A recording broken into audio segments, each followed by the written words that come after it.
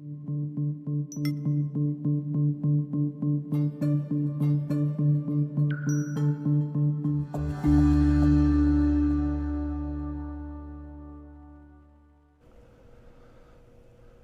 right, ladies and gentlemen, don't go anywhere. We've got a huge announcement coming up after this. You're going to meet the 23-year-old, amazing 30,000 Instagram followers. She's coming up next right here, runs a mega agent team out of Phoenix, Arizona. Coming up right now. Don't go anywhere.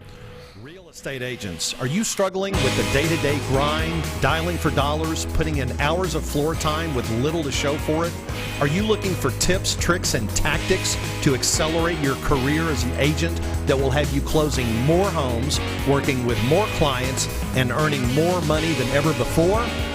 Hi, my name's Cliff Freeman, and I've spent the past 2 decades of my real estate career running one of the top brokerages in DFW and personally coaching over 1,000 high-performing real estate professionals across North America. I created this podcast to share the strategies and tactics you need to explode your real estate business. I guarantee it. All right, ladies and gentlemen, welcome this fine February afternoon here to Dallas, Texas, Lincoln Center to be exact. I want to introduce my guest host, the always worthy Mr. C3, Cliff Freeman III here. How you doing there, my friend? Give me 5. Doing great, man. Doing great. It's let's see. Did we miss you last week? I guess we missed everybody last week. We had a little trip to Mexico and then a bye, but we're super excited right now to be back. And we got some big news today. You know that? Yeah, I think we do. I think we let the cat out of the bag. I don't know. Let Travis. You know we got big news, right? And it's not about Jason Witten. I don't know what the big news is. This is my first time hearing this. It is? Yeah. Well, let me tell you. What's the big news, Mr. Freeman? Do you have any idea? I don't know. Maybe we should bring on our guest and see what. Let's see if we can bring on, ladies and gentlemen, if you would, let's welcome Tessabella to the show today. Cliff's Notes. Tessa, welcome. Glad to have you on the show, and I'm super excited because you knocked the earpiece right out of my ear here when we were doing our test a minute ago. I understand you've got something very special you'd like to let the audience know. Yes, I'm pretty excited about it. That's for sure. I feel like you should do the honors, though. Oh, you think I should? Well, I'd love to. So the big news, ladies and gentlemen, is that Tessa has just signed with eXp Realty, and we're super, super excited to have Tessa on board here. Boy, if you don't know Tessa, you're going to find out about her. She's going to be at Inman soon, right? And you do all kinds of speaking, with NAREP, and you've been in front of some really big audiences helping people with your marketing. And gosh, I'm telling you, it's such an impressive record that you have at 23 years of age, fresh out of high school, I would say, but it's not true. You went to college and you played. You played competitive golf, right? Didn't you go to Arizona State and play on the golf team there? Yeah, I played a few years at Arizona State, and growing up in Oregon, I played golf all through school. And it was funny coming here. I thought I'd play all the time in sunny Arizona, but it's actually been something that's kind of fallen off a little bit. Hasn't been as much of a priority because I've been pretty busy with my business, but still love to get out and hit the links every now and then. Yeah, I know. It's like, C3 here played a little college golf as well, and, he laid the clubs down, but it's funny. What's it like when you pick up the sticks now? You still remember how to hit them? Yeah, it's actually a lot better when I don't touch my clubs. So. Yeah. He says he forgets all his bad habits when he lays them down for a little bit. That's exactly right. So, Tessa, first of all, welcome to the family. Great news. So excited that you're here with us in the eXp family. But I know the audience out there has got to be wondering how in the world could someone let's face it, you're young, right? That's an advantage right now. Believe me, when you get to be my age, you'll wish you were a lot younger. But at 23 years of age, you've already got, almost 30,000 followers on Instagram. How in the world did you do that? Yeah, that's a great question. It actually all kind of happened in the last, I would say, 18 months is really when I grew my audience quite a bit. And that was because of just getting out there and sharing my real organic story. I found that I was starting to grow a following, but it wasn't until I started to share my truth, my honest, transparent journey and everything, like the good, the bad, and the ugly, as I always say. That's when it really started to turn into a community, and I started to grow a much larger audience that actually was really invested in me as a person and what it was that I was doing in my business. Well, we love to know the real you. It's it's always, I think, being authentic and real is definitely a lot more valuable than trying to be something that you're not, or not being forthright with people. But I've got to ask you, you've turned into quite a business. You're actually coaching and training and teaching other people, the skills that you've learned along the way here. Talk to us a little bit about, what you're doing to help other folks with their social media content and their strategies. Yeah, absolutely. I do a little bit of everything. So we have part of my agency kind of does the done for you part, where we help take some of that responsibility off of agents' plates in helping them create content that's compelling and unique, distribute that, and really grow an engaged following. And then the other part is through a lot of coaching. So like you said, I love to travel around and speak. I've been able to go to all across the United States so far, speaking at different conferences, workshops, hosting hands-on classes. And then I share on social media a lot of tips and tricks for people to really get out there and make it a tool, because I believe it is such a powerful tool that we have so much free access to. Social media can be one of the biggest sources of leads in your business, but also a great tool to stay connected with other agents, with friends and family, and with past and previous clients. Well, that's outstanding. And refresh my memory here a little bit. You were not too long ago, weren't you down in Miami with our friends Rennie and Sevi down there at a NAREP event, and you did some training down there? Yeah, I've done a couple things with NAREP now, but that was one of the first ones. Is Rennie found me through a Facebook group, actually, that I was a part of, called Lab Coat Agents, and I'd done a couple trainings in there before, and they contacted me, asked if I would come and speak at one of their NAREP events down in Miami, and next thing you know, I was on a plane, and it was such an awesome way to kind of kickstart a new friendship, new relationship, and then also connect with that piece of the market. So since then, we've been able to go back to Miami and do a lot of trainings down there. It's been a lot of fun. Well, I'll tell you, to hear you speak, I mean, you're wise well beyond your years. I know that you and I have had a couple of conversations in the past about one of your kind of big, hairy, audacious goals is to speak at Inman. Is that still at the top of your bucket list? It is. That is definitely a really big goal of mine. I want to be on stage at Inman. And I would say, to piggyback off that, I just really love to push myself to be in front of larger and larger crowds, because it's such a unique experience. I still host workshops. Just yesterday, I hosted a workshop here in Scottsdale where we had, I believe, 25 agents in there. So it's a cool experience to have those small groups where you can be hands-on and really connecting with people on a one-on-one level.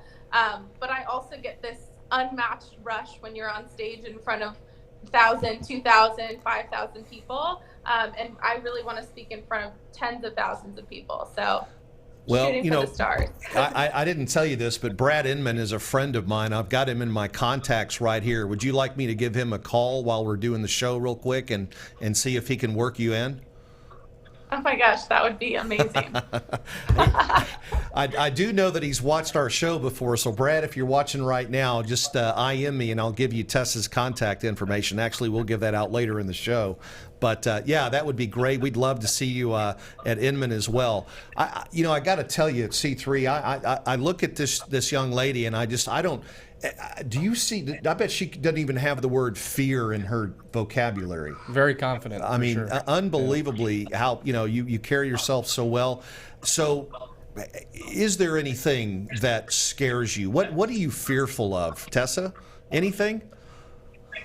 I would actually have to say, I know it's kind of a funny response, but I don't have a lot of things that scare me. I do really love to push myself into things that challenge me. But I think that that's how you continue to kind of chase that fire in your life. And that is really kind of the purpose of life, in my opinion, is to continue to challenge yourself, push out of complacency, and make sure that you're always chasing new heights. So for me, I've unwillingly had to face a lot of the things that would have been fears of mine in the past, and I had to face a lot of those things pretty early on in life. So you start to train yourself that if you keep the promises you make to yourself and you push yourself through even the hardest of times, you start to get this sense of kind of feeling invincible, and that's pretty powerful if you're able to really channel that into your business, into your relationships, and into everything else. Would you be willing to take us back? And I don't want to pry into your personal life here, but would you be willing to take us back and talk a little bit about some of those things you were talking about that formed you, that really put the metal in you? What can you share with us? Yeah, absolutely. I'm a very open book, honestly. I pretty much share just about everything, and that's one of the reasons I was excited to start a podcast, is to be able to have the opportunity to share those things and share those stories, because it really is helpful for other people that may not see the light sometimes. But I actually moved out when I was about 14, 15 years old. Both of my parents were pretty wrapped into the drug and alcohol world. And that forced me into having to be an adult pretty early on in my life. And I also had a very dear friend of mine who lost her parents. And so I kind of took it upon myself to say, look, we're both in these situations, but we're going to kind of link arms and rise together. So we got ourselves like a place to live. It was this little rundown shack, honestly, completely unlivable, not even sure how that was possible, but paid like $250 a month. I was working as a dishwasher at a Chinese restaurant, and really just instantly in that moment, something clicked where I was like, I'm not going to take the circumstances that life gives me and be a victim of them. I'm going to really use that as kind of the springboard to launch myself into this belief system that I can accomplish anything. So those are the kind of things, right, that you typically might be fearful of, is losing people close to you or having to be out on your own. But it was really empowering for me, and I've been able to take that same kind of fire into all areas of my life moving forward. And I believe that sharing that with other people is helpful to encourage them and show them that if someone like me can do that, then really truly anybody can do that. I don't have special circumstances or anything unique other than my passion for sharing my message and helping others. Wow, that's very compelling, and thank you for sharing that with us. And so you mentioned your podcast. Tell us a little bit about what you like to talk about in the podcast. Who's your target audience? Who do you try to pull in to listen? Yeah, I would say obviously I love connecting with real estate agents and people in our space, but I think it really is applicable for anyone who is a small business owner, entrepreneur, or someone who's trying to build their own personal brand. And that's something I speak a lot about for agents specifically, is it's important to build a personal brand. So my goal with the podcast is that it's essentially marketing school. I kind of made this joke, but I hope that everyone can listen to it and leave with their own form of a marketing degree that they can now take and apply to help them generate more leads, really optimize their online strategy, and just find more success in their business, because I think there's more than enough to go around for everyone. And what's the title of your podcast? Well, it's actually called the Tessabella Show. Not hard to find. Right. Okay. And so this is a product of your own experience, the amazing business that you built up, the followers and so forth. Who did you follow? Who are your mentors, and who are the people that you're following, Tessa? Yeah, that's a great question. It's definitely evolved a lot over the years. I would say that initially I was really inspired by, I actually used to follow politics quite a bit, and I was pretty inspired by people who were very vocal and speaking and giving speeches and doing different videos, and all that kind of stuff inspired me to start kind of being a politician of the marketing and real estate world. So I was able to share my opinions and insights to help others. But you know what's actually interesting? A lot of my time that I was growing my own social media, I tried not to follow anyone else. In fact, for about over a year, I had not a single account that I was following on Instagram. And the reason for that is it's obvious that we can get in our heads sometimes and kind of do the comparison mode where you're looking at what everyone else is doing and thinking, oh, they're doing so much more than me or so much better than I am. And I would find myself kind of falling victim to that quite a bit.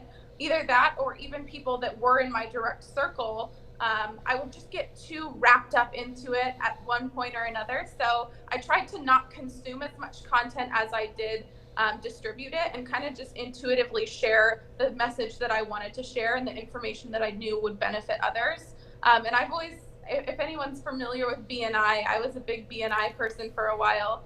So I kind of loved the mentality of giver's gain. That's what I try to carry into everything that I do, is if you give more value, then you're able to get back in return. And I think all the people that are meant to be in your circle, in your audience, will kind of attract themselves into you no matter what.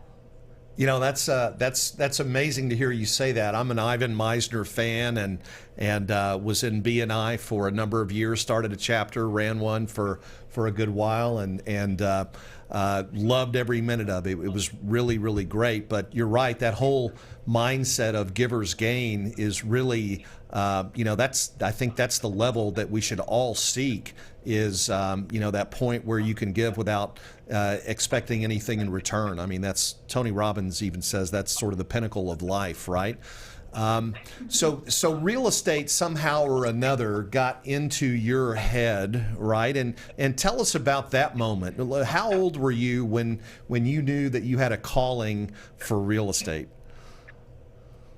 Yeah, that's kind of a funny story, actually. So when I very first graduated high school, I packed up my car and moved from Oregon the next day down to Arizona.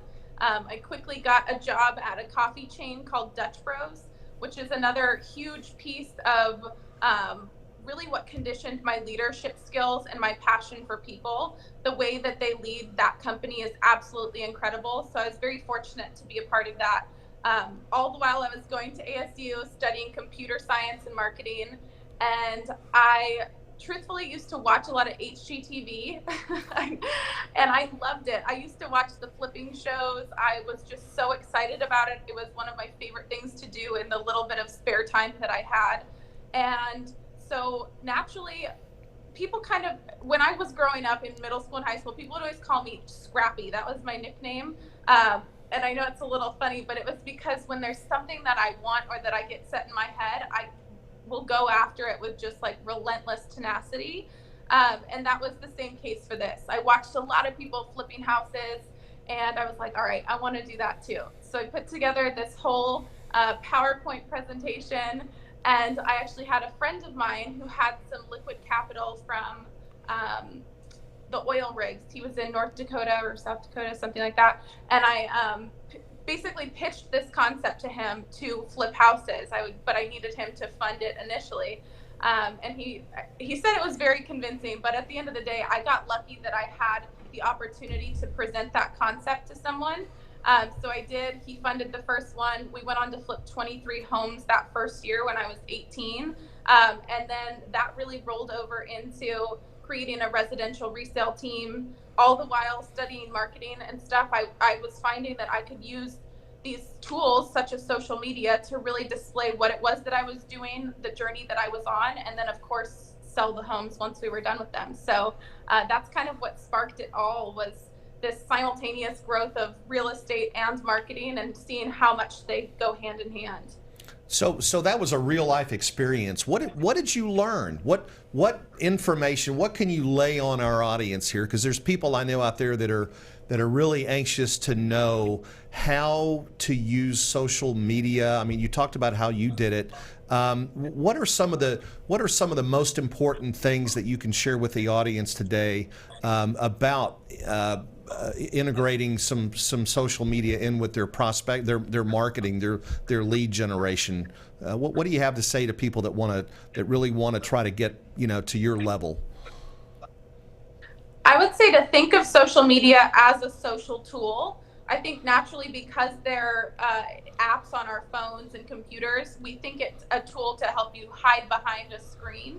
I rather use it as another opportunity to make more connections, to get face to face with people. So, kind of thinking about it as a networking tool. Instagram is one of my favorite social networks, and it has over 1 billion active users. So, if you think about 1 billion active users, if you prioritize spending even 20 or 30 minutes a day connecting with more people through this platform where you have a ton of people, access to people all around the world, and build those genuine relationships by providing value, by seeing who you can help, and then by sharing your honest truth in your story. I think that's the best possible way to not only grow a following, but to also grow a following of people that you can potentially convert into real business, real transactions, and closings down the road. Okay. So I guess my next question is Instagram. Why not Facebook? So I love Facebook as well. I think and this is something I encourage a lot of people to do, particularly in real estate, that any of the agents I've coached or anyone who's worked with me typically fights me kicking and screaming on this. But I think that identifying a niche for social media to target is super, super important. And once you've identified what niche you want to work with, say that is, helping law professionals or medical professionals or millennials or whatever it is, to kind of hone in on a specific group of people, then you can identify where they are. So for me, a lot of my audience right now is on Instagram. When I was first starting out, I did a lot with medical professionals, medical industry. So I spent a lot of time on LinkedIn. And then Facebook is always an amazing tool. I honestly am a huge advocate for Facebook, especially when you're ready to start the paid media elements, because Facebook ads are super powerful. So I'm honestly a big fan of all of them, but for me, Instagram is where I've been able to house the majority of my audience and my community. Okay. All right. That makes sense. Tessa, who's what's the profile, rather, I should say, of your perfect client? Is it somebody right out of real estate school? Is it somebody running a team of 23 agents? Who's your best client? Yeah, I would say for me, a lot of times it's somebody who's ready to transition from that point of kind of looking at real estate part-time to taking it into their full-time thing. So a lot of times I find that that's someone who's had success as an individual agent and doesn't know how to scale that by either adding more people to their team or leveraging other delegation tools. So that's typically what I find is like my ideal client, because we can bring in a lot of the social media pieces, a lot of these marketing strategies to help them simplify it and not feel like you have to wear every single hat in your business every single day. That's typically my ideal person to work with. But I find a lot of fun and learning a lot from working with agents at all different areas of their career, especially new agents. I honestly do have a passion for helping people kind of hit the ground running and not give up. Great. So let's talk a little bit about so you have the coaching, you do one-to-one coaching. Do you have like a membership platform or something like that you have as well for people? So that is kind of something I didn't know you were going to ask that, but yes, we are working on a membership program right now. That's a lot based around the social piece and the marketing elements. So one thing that I have is my coaching is called Mega Agent Method.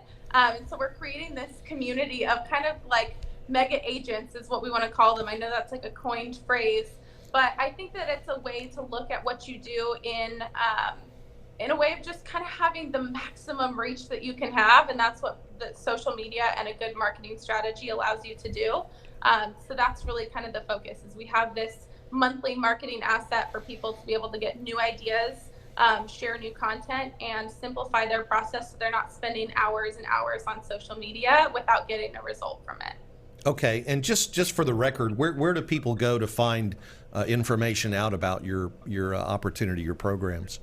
Yeah, so you can find it on my website, which is the same link as my Instagram name. But truthfully, I encourage everyone to shoot me a message on Instagram. That's my favorite place to interact and communicate. And then that way can kind of identify what is the best route for you to take, because sometimes the coaching is good, sometimes more of a done for you service is good, and sometimes if you're not ready to be in the place to invest in your education yet, I always give someone a tool to help them out no matter what, whether that's working with me, or I can even say, hey, there's this other person who does something kind of similar to me, but their style might be more conducive to your growth and your learning. So I truly do want to just make sure everyone finds the right fit. So I encourage everyone to shoot me a message, and we'll be able to kind of help place you in what would be best for you.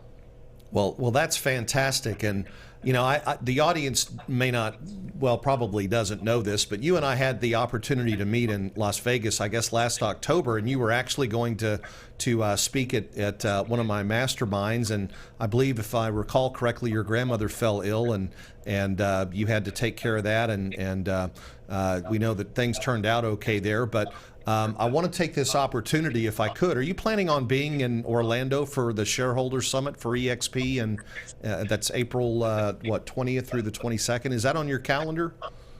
I have it blocked out on my calendar, but I haven't actually booked travel or anything yet. But I do have it blocked out. I'd like to ask you on live TV if you would be my guest.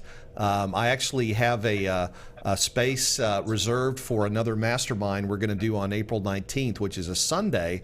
And if you're available, I would love to invite you back to lay down some and unpack some really good stuff for our group, and you know, really to see if you can have an impact there on those folks. Was that something that you would consider doing for us?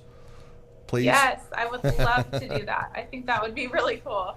You're awesome. That's great. Well, that's super exciting. And again, I just want to say, in case you just tuned in, let's all welcome, show Tessa some love and some thumbs up, and put some comments down there about her joining our firm. She's now with eXp Realty officially, and we're just super excited about that.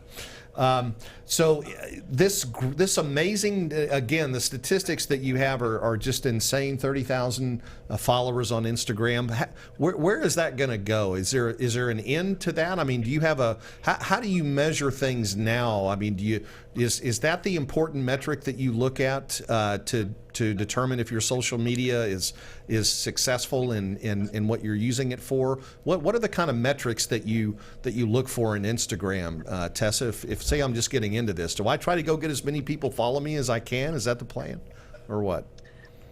Truthfully, no, it's not. And I actually talk about this a lot. The following that you can accrue on social media is not much more than a stroke of the ego, typically. It really doesn't matter. I have some people who I've worked with who have about 200 followers who are able to generate a ton of leads and really genuine, real connections from that following. So I don't think that necessarily is the metric to look at, although it's fun and it's great to grow a new community. I focus more on the actual engagement, connection, and ultimately conversion of my audience. So even if I grew 10 new followers each month, my goal is that I know every single one of those 10 people. I'm able to connect with them and have a conversation with them.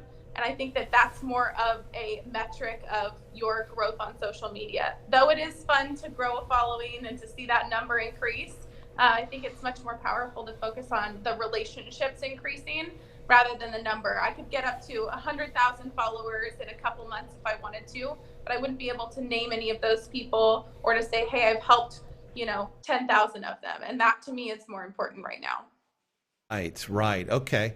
Well, that does make a lot of sense. I think, and I've heard it said that, you can buy likes, you can buy followers and that kind of thing, but it's the core of your group and how tuned in and how it's the engagement, I guess I should say, that really matters.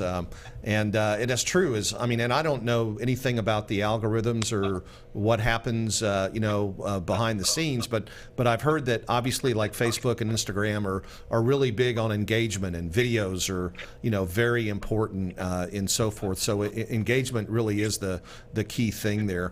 What about this? Just, a lot of people think it's expensive. I mean, they see really, well-produced things, and, gosh, all your stuff is so polished and so forth. Is the reality, I mean, do you have to invest a lot of money in this thing in order to get it off the ground? Or, what kind of a strategy would somebody who's just clawing their way up, just getting started, what would you recommend for, for somebody at that sort of beginning point?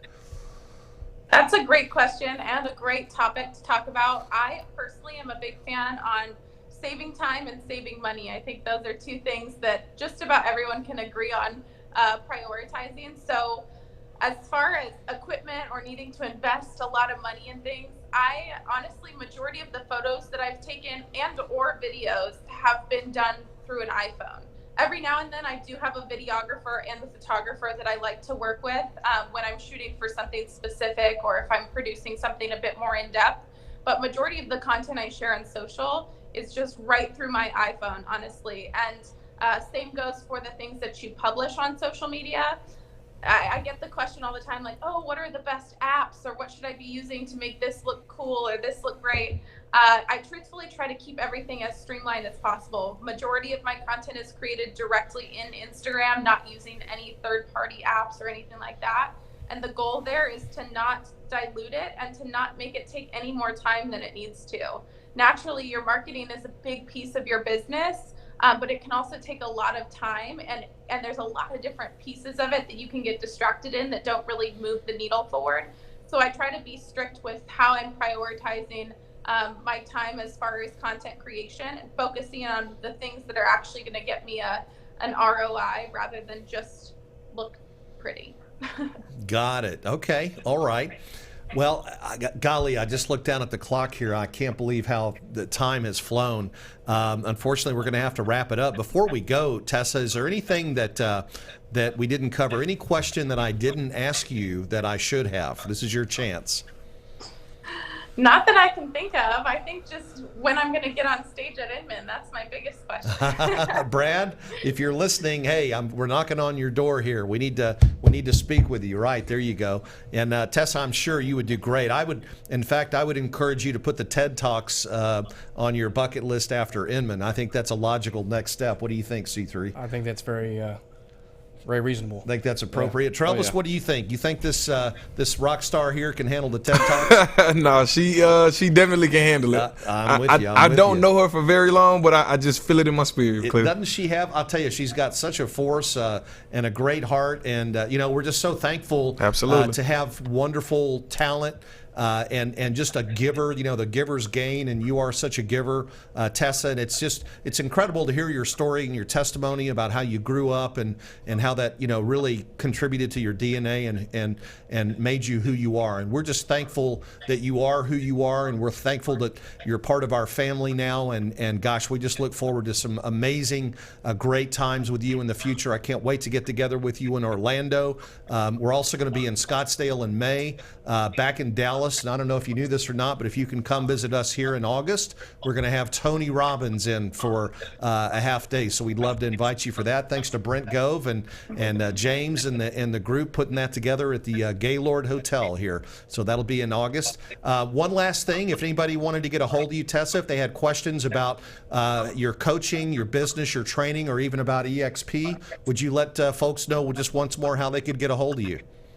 Yeah, honestly, the best way to connect with me is to connect through Instagram. My Instagram is Tessabella. It has 2 A's, so TESSAABELLAA.